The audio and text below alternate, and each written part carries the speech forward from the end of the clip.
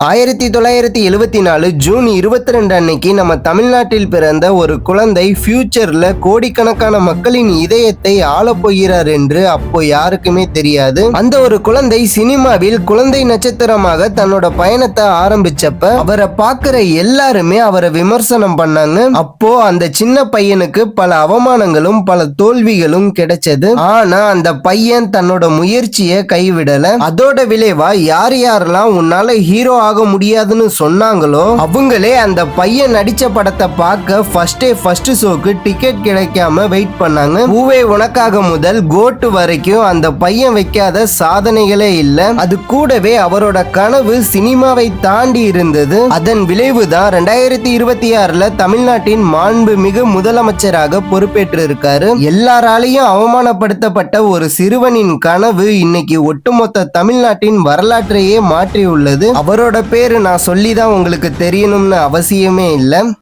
C Joseph Vijay எனும் நான்